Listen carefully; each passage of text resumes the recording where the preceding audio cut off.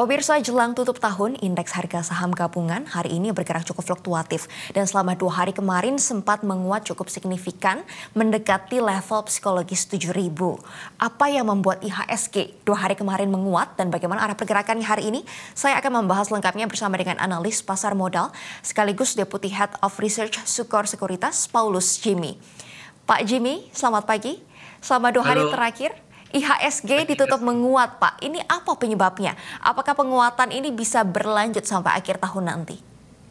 Oke, pagi Mercy. Biasa kalau kita melihat memang dari indeks kita di akhir tahun selalu ada kecenderungan 2 hal ya. Pertama adalah transaksinya mengecil. Kita melihat di 2 hari terakhir transaksi indeks kita, transaksi bursa kita juga mengecil ya. Kemudian biasanya di akhir tahun indeks kita menguatkan. Tapi kalau kita melihat di 2 hari terakhir sebetulnya kalau kita mau breakdown by emiten, banyak sekali emiten kita terutama yang blue chips ya seperti perbankan dan telkom itu sebetulnya nggak menguat secara signifikan gitu, bahkan mungkin ada yang sideways dan terkoreksi gitu.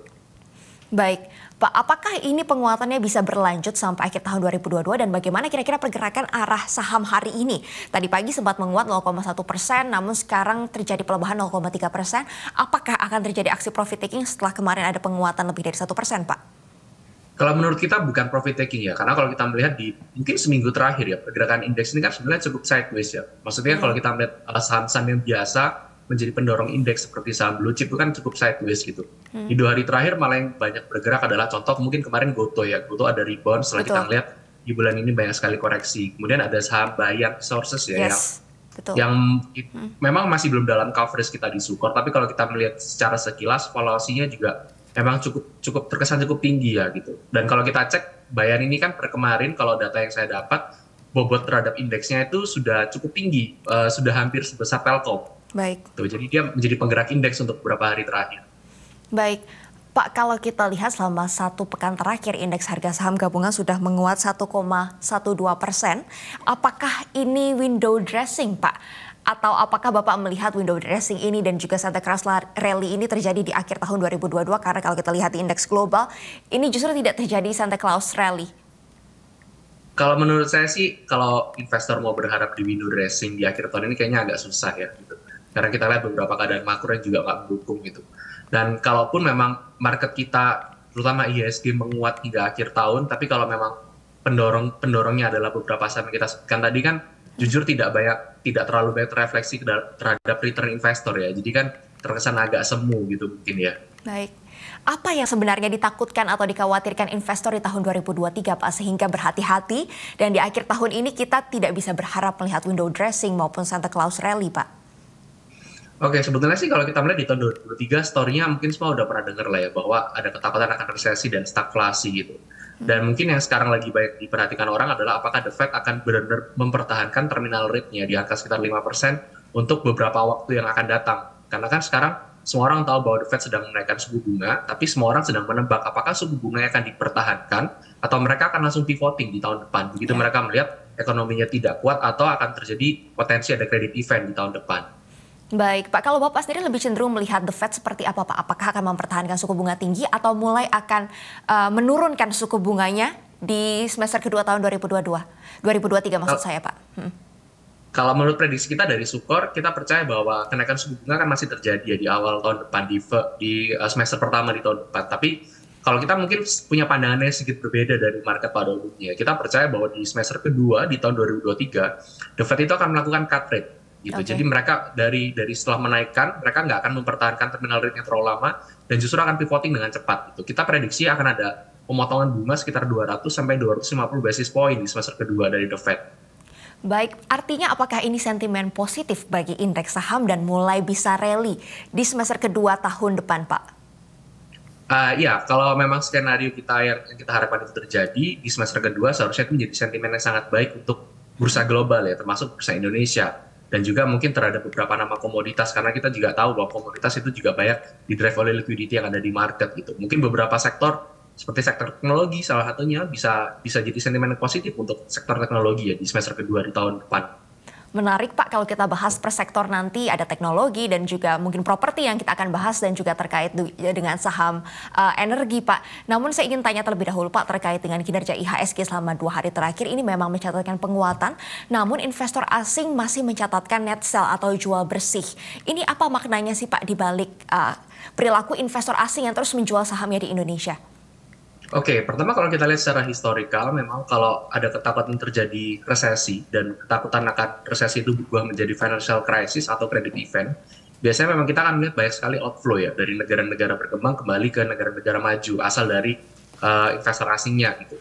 Dan kedua juga karena kita melihat ada potensi masuknya flow ke pasar modal di China ya. Karena kalau kita melihat kan regional forward PE-nya itu China itu termasuk hal yang paling murah karena 3 tahun terakhir sudah banyak koreksi gitu.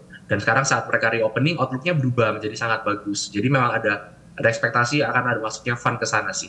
Baik Pak, kalau kita lihat investor asing masih mencatatkan outflow atau menjual sahamnya di Indonesia, bagaimana strategi portfolio saham yang harus kita atur nih Pak untuk menghadapi ancaman dan juga tantangan-tantangan ekonomi tahun 2023? Seperti apa strateginya Pak?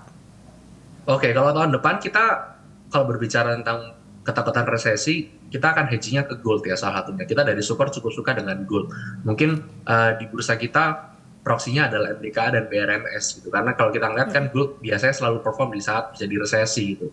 Dan mungkin kalau berbicara di strategi tahun depan, kita masih juga cukup suka dengan banks ya gitu. Tapi mungkin yang perlu diperhatikan yang sedikit berbeda dengan tahun ini adalah mungkin untuk tahun depan para investor lebih bisa memperhatikan approach bottom up ya daripada top down gitu. Baik. Pak, selama 2 hari terakhir ini sektor properti mengalami penguatan signifikan lebih dari 1%. Dan saat ini pun sektor properti masih memimpin penguatan 1,18%. Apa yang terjadi Pak dengan saham properti dan apakah prospeknya menjanjikan di tahun depan? Kalau berbicara secara fundamental, kita percaya sektor properti cukup baik ya. Karena kan terlihat juga dari data-data fundamental seperti marketing sales yang mereka lampirkan di tahun ini, semuanya cukup bagus gitu. Cuma kalau kita melihat mungkin di beberapa hari terakhir lebih karena mungkin bisa dibilang technical rebound ya, karena memang di tahun ini sektor properti sendiri juga tidak terlalu perform. Baik, di tengah suku bunga yang tinggi, sektor properti ini Bapak melihatnya seperti apa? Pak, apakah masih layak untuk dikoleksi dan mulai masuk sekarang atau kita wait and see dulu Pak? Kalau menurut saya sih untuk sekarang lebih ke arah wait and see ya.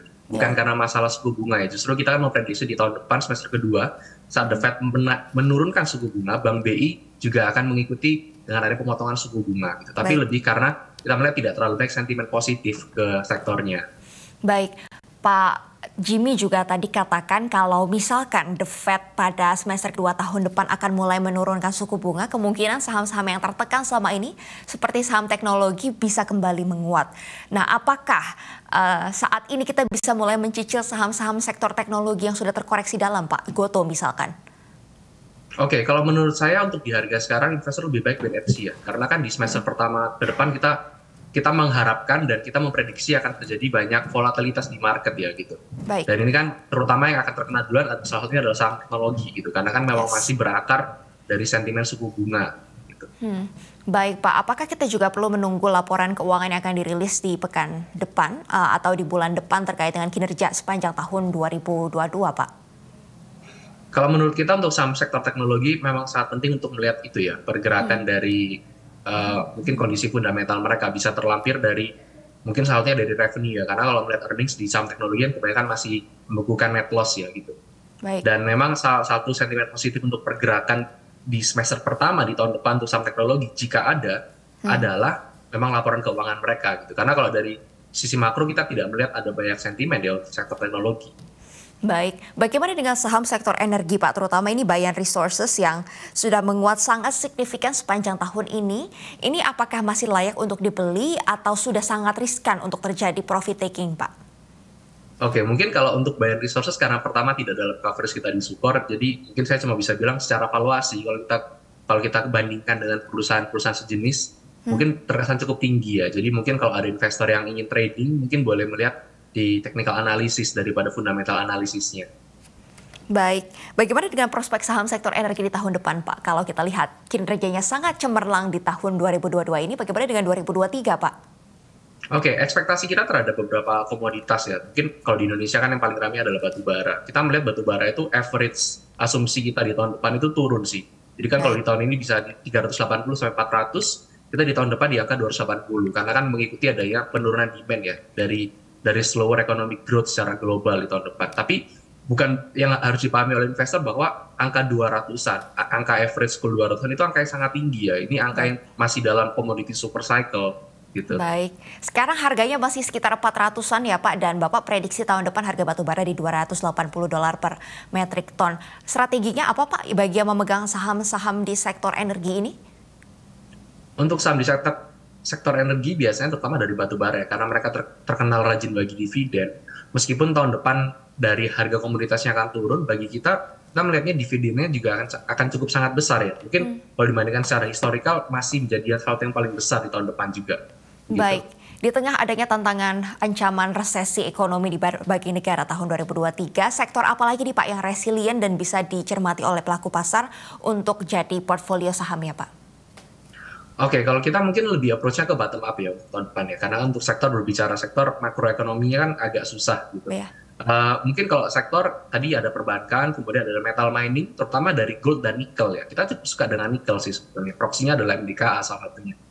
Karena kalau berbicara nikel, simpelnya adalah kita percaya akan ada growing demand, terutama dari China yang sudah reopening gitu. Baik. Tadi sahamnya apa Pak yang terkait dengan nikel? MDKA. MDKA, berarti untuk gold dan juga nikel ini satu di saham MDKA, tapi ini memang bukan rekomendasi ya Pak, ini hanya rekomendasi dan tidak memberikan sinyal beli atau jual.